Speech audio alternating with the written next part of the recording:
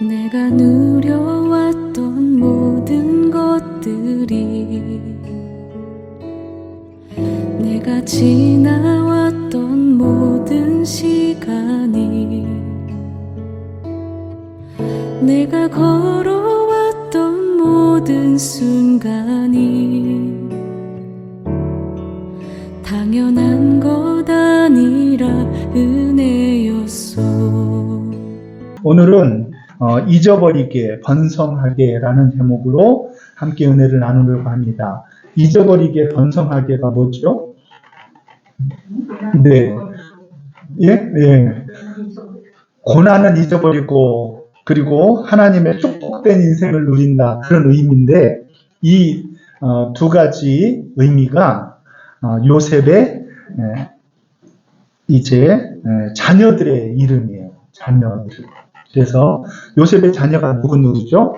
므낫세와 에브라임이죠. 많이 들어봤죠? 므낫세와 에브라임. 이제 앞으로 유다 백성들 가운데에서 큰 역할을 하는 중요한 지파 이름이 므낫세와 에브라임입니다. 사실은 야곱의 아들들이 각 지파의 지파장이거든요. 그런데 요셉의 지파가 너무 크기 때문에 요셉이 지파장이 아니라 므낫세 지파가 따로 있고 에브라임 지파가 따로 있는 그런 축복을 받게 되어진 것이죠. 오늘 우리들이 이 요셉의 이야기를 보면 너무나 극적이죠. 너무나 극적이고 동화 같지 않아요? 네, 옛날부터 이 창세기 이 부분 읽을 때는 정말 동화에 읽는 것과 같은 그런 생각이 들어요. 그런데 이 요셉의 이야기와 동화의 이야기는 좀 차이점이 있어요. 끝이 좀 달라요. 동화는 어떻게 끝나죠? 네, 해피엔딩. 뭐 왕자와 공주가 이렇게 어려움을 극복하고 아주 평화롭게 잘 살았더라. 그리고 이제 끝나죠. 예, 그게 이제 동화라고 하면은 요셉의 이야기, 우리 믿음의 사람들의 이야기는 거기서 그치는 것이 아니에요. 그래서 우리의 하나님이 영적으로 우리를 이끄시는 그런 영적인 여정을 우리는 가감승제로 표현을 했죠. 하나님이 우리에게 믿음을 더하시고, 믿음을 더한 이후에 우리에게 무엇을 주시냐면 고난과 어려움을 주시고, 어디서 들어보셨죠? 고난과 어려움을 주신다 하면 어떻게 해요? 하나님이 복을 뻥튀기 하셔가지고 곱하시고, 곱한 다음에는 어떻게 해요? 계속 복만 요구하시는 분이 있는데, 동화는 복을 받는 것으로 동화는 끝나요. 그런데 하나님의 영적인 복을 받은 우리들은 어떻게 되어지냐고 하면은 나누는 것으로 완성하는 거예요. 그것이 달라요.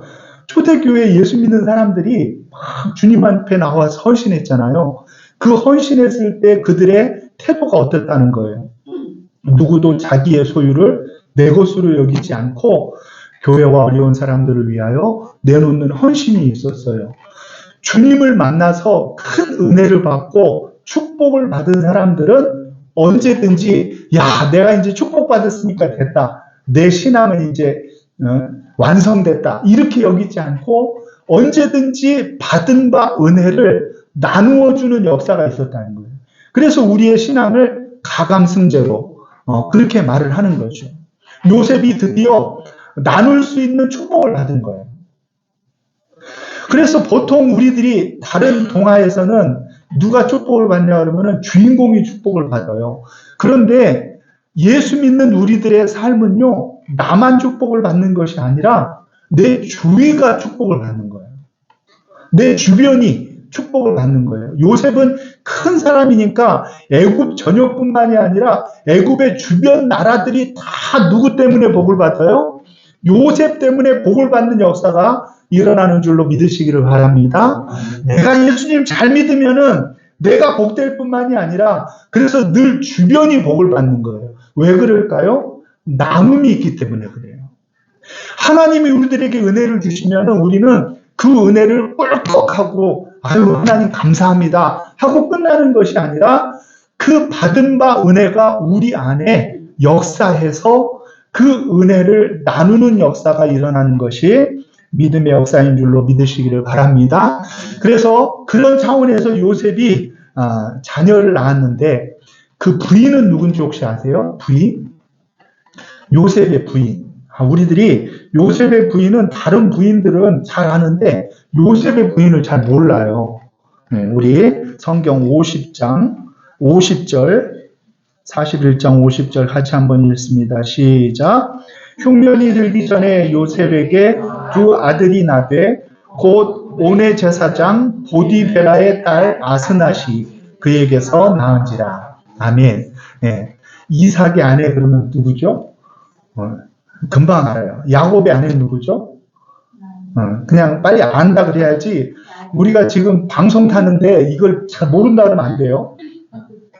네. 금방 알잖아요. 그런데 요셉의 아내 누구예요? 그러면은 우리들이 머리를 벅벅 긁고 잘 모르거든요. 왜 그러냐 그러면은 이 아스낫이라는 사람, 이 사람은 애굽의 제사장의 딸이었어요. 제사장의 딸.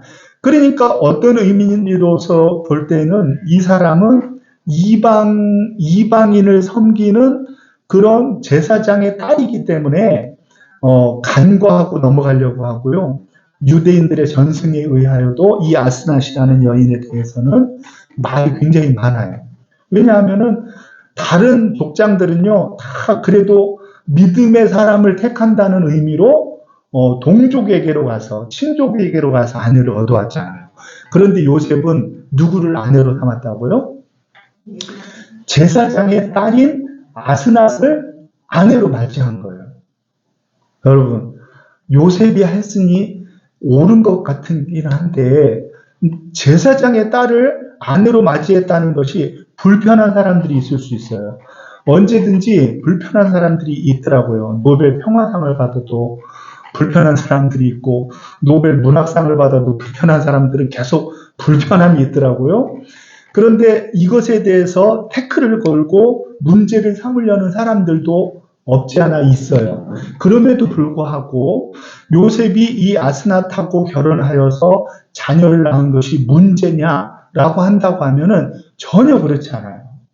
왜 그러느냐 그러면은 성경은 이방인과 그 유대인들의 그 경계를 혈통적인 것이라든지 지역적인 것이라든지 이런 것으로 한정하려고 하질 않아요. 그것은 유대 공동체가 열린 공동체라는 걸 이야기하는 거예요. 선교적인 의미로 바라볼 수도 있고 얼마든지 긍정적인 의미로 바라볼 수도 있다라는 것을 생각을 해야지 성경이 아스낫을 얻은 것은 하나님의 보시기에 몹시 불편했더라 이렇게 이야기하지 않는 이상은 우리들은 그거에 대해서 쉽게 판단하려고 해서는 곤란하다는 거죠. 그렇죠? 오늘날도 마찬가지예요. 예수 안 믿는 사람들과 교제하고 또 결혼하려고 하는 것은 부모님들의 근심과 걱정이 될 수가 있습니다. 그렇죠? 그래서 그것을 극구 반대하고 머리에 띠들고 야, 너 믿음의 사람 아니면 안 돼. 이렇게 하는 것만이 그것이 하나님이 기뻐하는 방법이냐 하면은 판단 유보에 이제 생각을 가질 수도 있다는 것이죠. 어쨌든 이 아스낫에 대해서는 우리들이 아는 바가 없으니 잘 이 사람을 만나서 요셉이 좋은 신앙적인 감화와 이런 영적인 감화를 줘서 믿음으로 하나 된 가정이었다 이렇게 보는 것이 좋겠죠. 왜냐하면 그의 자녀들의 이름에서 볼 수 있는 거죠. 예, 풍년이 몇 년이 있었다는 거예요? 7년이 있었고 흉년이 또 7년이 있었는데 흉년이 오기 전에 아들을 둘을 낳았다는 거예요. 그러니까 그 요셉이 이제 총리로 등용이 된 이후에 얼마 못 가서 그가 두 아들을 낳았는데 므낫세와 에브라임이라는 두 아들을 낳았다는 것입니다. 므낫세라는 이름의 뜻은 무엇이라고요? 우리 51절 말씀 같이 한번 읽습니다. 시작. 요셉이 그의 장남의 이름을 므낫세라 하였으니 하나님이 내게 모든 고난과 내 아버지 온 집의 일을 잊어버리게 하셨다 하며 아멘. 므낫세를 낳았을 때 요셉은 어떤 역사가 있었냐고 하면은 자신이 온전히 치유되어졌음을 선포할 만한 믿음이 생긴 거예요. 예? 므낫세라는 그 이름 자체가 내가 이제 완전한 회복을 가졌다. 나는 완전히 용서했다. 나는 완전히 치유되어졌다라는 신앙 고백이 그 자녀의 이름에게 있는 거예요. 우리들이 자녀들에게 이름을 지을 때는 그냥 보기 좋으라고, 듣기 좋으라고 그냥 아무렇게나 짓는 것이 아니잖아요. 거기에는 내 믿음과 내 생각 그리고 나의 철학이 담기고 내가 신중을 다하여서 나의 바램과 기도가 담긴 자녀들의 이름을 짓잖아요. 그래서 이름을 그렇게 진 거예요. 누군지는 모르시겠지만. 그래서 그런 이름을 짓잖아요. 그러니까 요셉이 아스낫과 더불어 아들 이름을 므낫세라 하였을 때 요셉은 온전한 치유가 일어난 거예요. 그렇게 보는 거예요. 왜 그래요? 하나님이 내게 모든 고난과 자기의 모든 고난과 또 무엇을 잊어버리게 했다고요? 내 아버지의 온 집의 일을 잊어버리게 한 거예요. 그래서 므낫세라고 이름을 한 거예요. 무엇을 잊어버렸다고요? 예전에 아버지의 집에서의 그 배반과 그 고통이 있잖아요. 그런 트라우마, 그 상처들을 이제 잊었다라는 말은 기억이 안 난다는 그런 의미가 아니죠. 치유되어지고 회복되었다 그런 의미가 있는 거예요. 뿐만이 아니라 13년이나 되어지는 긴 동안의 고난이 있었죠. 오랜 뺄셈이 있을수록 큰 곱하기가 이루어지는 거예요. 그 오랜 뺄셈의 기간 동안 고난받았던 그 고난을 비로소 아들을 낳고 나서 요셉이 어떻게 했다는 거예요? 잊어버릴 수 있었다는 거예요. 회복되어지고 치유되어졌음을 우리들에게 알려주는 것이죠. 이 회복과 치유가 없이는 다음을 나갈 수가 없죠. 그 다음에 둘째를 곧 낳는데 둘째 이름이 뭐라고요? 에브라임이죠. 52절 같이 읽습니다. 시작. 차남의 이름을 에브라임이라 하였으니 하나님이 나를 내가 수고한 땅에서 번성하게 하셨다 함이었더라. 아멘. 둘째 아들의 이름은 사뭇 다르죠. 첫째는 잊어버렸다 이런 의미인데 둘째는 어떤 의미라고요? 번성하다. 이 말은 창성이라는 말하고도 창대라는 말하고 똑같은 말이에요. 창대케 하리니 어디서 들어봤죠? 우리가 지금 쭉 창세기를 해오기 때문에 창대케 하리라. 어디서 많이 들어봤죠? 그 말이 바로 아브라함을 부르시고 하나님께서 그에게 복을 주실 때 너로 창대케 하리니 그렇게 말한 그 말하고 똑같은 거예요. 에브라임이라는 단어가 바로 그 단어인 거예요. 그런데 그 창대케 하다라는 그 말이 갖는 그 의미를 12장에서 얘기해 주는데 창대케 하리니 그 결과로 어떻게 되어진다 그랬어요. 너는 복이 될지라. 그래서 우리들이 계속 얘기하고 있는 창세기 12장 2절에 너는 복이 될지라는 그 단어가 나오는 거예요. 창대케 되어진 거하고 복이 된다는 말하고 어떤 의미를 가질까요? 그 창대함은 무엇 때문에 창대함이냐고 하면은 너와 내 이웃을 복되게 하는 창대함이라는 거예요. 그러니까 하나님께서 아브라함을 부를 때 너로 창대케 하리니 너는 복이 될지라 이렇게 얘기한 거예요. 이게 창대하는 것과 복이 되는 것이 연관이 있어요, 없어요? 있어요. 그 연관을 갖는 거예요. 하나님이 우리를 창대케 하였으면은 우리는 하나님의 복으로 살아가야 되는 거예요. 내가 그 창대함을 내가 성취했으면은 나를 위해서 살면 돼요. 그런데 그 창대함을 하나님이 주시면 어떻게 살아야 돼요? 하나님 땡큐 하고 내 마음대로 살면 돼요? 하나님 앞에 감사합니다 하고 내 욕심과 내 생애를 위해서 내 마음대로 사는 것은 하나님이 기뻐하시는 것이 아니라는 거예요. 그래서 이 에브라임과 므낫세를 이 땅에 하나님 앞에 이름을 지을 때 요셉의 신앙 고백이 거기에 들어가 있는데 잘 보세요. 52절에 보면은 내가 수고한 땅에서 번성하였다 그랬죠.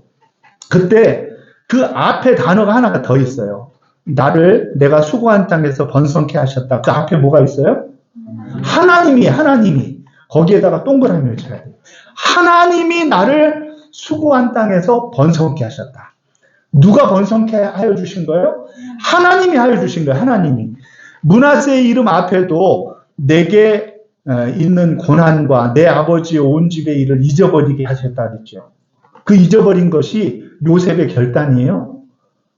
요셉이 상담 치료를 받아가지고 잊어버린 거예요. 그것이 아니라 누가 그 일을 하셨다는 거예요? 하나님이 하셨다는 거예요. 그것이 요셉의 신앙 고백이에요. 나를 잊어버리게 하심도, 즉 나를 치유하고 회복해 하심도 하나님이 하신 것이요, 용서케 하심도 하나님이 하신 거예요. 그러니까 하나님이 용서하셨으니까 형들이 요셉 앞에 벌벌 떨 때 요셉이 뭐라고 얘기해요? 내가 하나님을 대신하겠습니까? 그런 말 이제 앞으로 들어볼 거예요. 네. 앞으로. 내가 자꾸 뒤에 걸 얘기를 해야 되는데. 죄송해요. 앞에 걸 얘기를 해서. 내가 하나님을 대신하겠습니까? 그 말이 뭐예요? 하나님이 나를 용서하게 했는데 내가 용서를 거두어드리고 내가 용서를 못하면은 내가 하나님 몫을 내가 해버린다는 그런 의미예요. 그래요, 안 그래요? 그러니까 요셉이 잊어버린 것도 너무너무 중요하지만 그 잊어버리게 되어진 그 주체가 누구냐? 누구 때문에 잊어버리게 되었느냐? 하나님으로 인하여서 잊어버렸다는 거예요. 하나님으로 인하여서 번성케 되었다. 창대케 되었다 이 말이에요. 하나님이 나에게 은혜 주시고 복을 주심으로 내가 복을 누리기 때문에 이 복은 나 혼자 누리고 끝나는 것이 아니라 내 가족만 누리는 것이 아니라 이 복을 나누고 싶은 생각이 드는 거예요. 그래서 은혜 받으면은 소유를 갖다가 하나님 앞에 드리고, 그래서 은혜 받으면은 나만 잘 먹고 내가 잘 믿고 끝나는 것이 아니라 다른 사람들에게 복음을 전하고 싶고 다른 사람들에게 전하고 싶은 생각이 드는 거예요. 그것이 나눔이란 말이에요. 나눔. 우리가 하나님 앞에 믿음의 목적을 행복에 두는 사람이 있어요. 믿음의 목적을 그냥 잘 돼가지고 이 땅에서 출세하는데 믿음의 목적을 두는 사람들이 있어요. 믿음이 온전치 못한 거죠. 진정한 믿음은 무엇이냐고 하면은 내가 잘 되는 것에서 그치는 것이 아니라 그 잘된 믿음이 어떻게 돼야 된다는 거예요. 내 잘된 믿음이 흘러 넘쳐서 주위에 많은 사람들에게 하나님을 보이는 것으로 나타내줘야 된단 말이에요. 그것이 진정한 믿음이라는 거예요. 좋은 믿음은 그런 믿음이에요. 나누는 데까지 가야 돼요. 하나님의 사랑이 나에게만 머물 수 없는 거예요. 하나님의 사랑이 왕자와 공주에게만 머무는 것이 아니라 그 하나님의 사랑이 온 이웃들에게 나타나는 놀라운 역사가 있기를 주의 이름으로 축원합니다. 그래서 우리의 믿음이 선교적인 믿음이 돼야 되는 거예요. 우리가 선교사님들 언제 봤다고 그분들에게 맛있는 거 사드리고, 언제 봤다고 그분들에게 선교비 드리고, 우리의 피 같은 돈을 그분들에게 드리고, 우리가 언제 봤다고 그 선교사님들에게 우리의 마음을 쏟고 그럽니까? 왜 그런 거예요? 그것은 믿음의 흐름이기 때문에 그래요. 우리의 신앙의 올바른 흐름은 나에게서 멈추는 것이 아니에요. 우리의 신앙은 갈릴리가 돼야지 사해가 돼서는 곤란해요. 갈릴리는 어떻게 되는 거예요? 단에서부터 신선하고 좋은 샘물을 받으면은 그것을 요단 줄기로 콸콸콸 쏟아 이렇게 내놓는 것이 갈릴리의 믿음이란 말이에요. 그런데 사해의 믿음은 어때요? 요단물을 다 흡수하여 드리고 내놓을 줄 몰라요. 죽은 믿음이요, 하나님이 기뻐하지 않는 믿음이죠. 그러므로 우리들이 하나님 앞에 받은 이 복을, 창대케 한 이 복을 하나님 앞에 나누는 것, 그것이야말로 우리의 신앙의 본질인 줄 믿으시기를 바랍니다. 요셉으로 인하여서 누가 복을 받았어요? 요셉으로 인하여서 요셉의 가정이 복을 받았죠. 그리고 요셉으로 인하여서 애굽이 복을 받았죠. 요셉으로 인하여 애굽 주변에 있는 나라의 많은 사람들이 복을 받았죠. 그러나 그 복에서 그치는 것이 아니라 그 복을 나누다 보니까 결국은 무엇을 이루게 되었느냐고 하면은 하나님 나라의 비전을 이루게 되어진 거예요. 하나님의 꿈을 이루게 되어진 거예요. 예? 요셉이 잘되고 창대케 되어짐은 결국은 어디까지 연결되냐고 하면 아브라함께 약속하였던 이 백성들이 이제 애굽에 가게 되어지고 4대 만에 다시금 출애굽하게 되어지는 하나님의 놀라운 역사를 이루는 데까지 요셉을 사용하시는 줄로 믿으시기를 바랍니다. 우리들이 받은 복은 우리들에게서 끝나는 것이 아니에요. 우리들의 받은 복이 하나님의 나라의 놀라운 역사를 이루기 위하여 우리는 무엇을 해야 된다고요? 나누고 우리의 모든 것들을, 행복을 다른 사람들에게 이렇게 나누어 줄 수 있는 저와 여러분들이 되시기를 주의 이름으로 축원합니다. 하나님이 창성케 하셨고 하나님이 잊어버리게 하셨고 하나님이 은혜 주셨기 때문에 우리는 하나님이 주신 복을 내가 가로채지 아니하고 하나님이 주신 복을 나눔으로 말미암아 하나님의 나라의 비전을 이루어가는 저와 여러분들 되시기를 주의 이름으로 축원합니다.